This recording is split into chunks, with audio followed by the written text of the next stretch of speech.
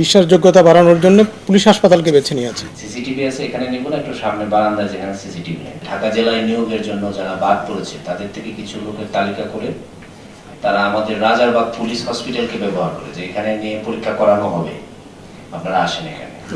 বিশ্বাসযোগ্যতা বাড়ানোর জন্য পুলিশ হাসপাতালকে বেছে নিয়েছে। পুলিশ হসপিটালকে বেছে নিয়েছে এবং আপনারা ক্যাশ পেমেন্ট করলে আমরা মেডিকেল চেক আপ শুরু করে দিব এবং এখান থেকে আপনাদের অ্যাপয়েন্টমেন্ট কার্ড দিয়ে দিব একদিন পরে। তো এই সংবাদের ভিত্তিতে আমরা আমাদের আভিযানিক দল আমার নেতৃত্বে সরাসরি ওখানে আমরা স্যারের প্রত্যক্ষ তত্ত্বাবধানে আমরা সেখানে গমন করি এবং আমরা দীর্ঘক্ষণ অপেক্ষা করি। এক পর্যায়ে আমরা একজন প্রাথমিক ব্যক্তি পাই, সে তার কাছে জিজ্ঞেস করি যে ভাই আমি তো টাকা দেবো, কার কাছে দেবো? বলে যে ভাই আমি না, যিনি নিয়োগ দিবেন সাফায়েত হোসেন যে আছেন উনি, সাফায়েত হোসেন শেখ, উনি নিয়োগ দিবে, তো উনি টাকা নেবেন। আমরা টাকা নিয়ে অপেক্ষা করি, 15-10 থেকে 20 মিনিটের মধ্যে উনি আসে। তখন আমি তার সাথে আরো অনেকক্ষণ গল্প করি, বিস্তারিত জানতে চাই কিভাবে।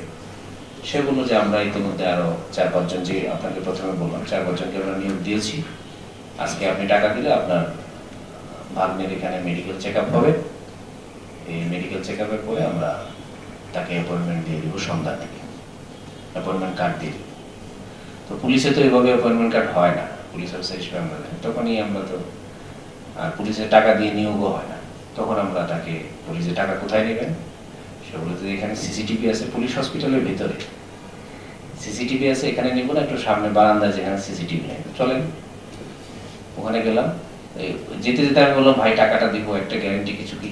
বলে হ্যাঁ কোনো বিষয় না, এই যে আমি আপনাকে গ্যারান্টি দিচ্ছি। তখন তার ডাচ বাংলা ব্যাংকের চেক বই বের করে ওখান থেকে আমি বললাম, আমি বললো আজকে ভাই আপনি কত দিবেন?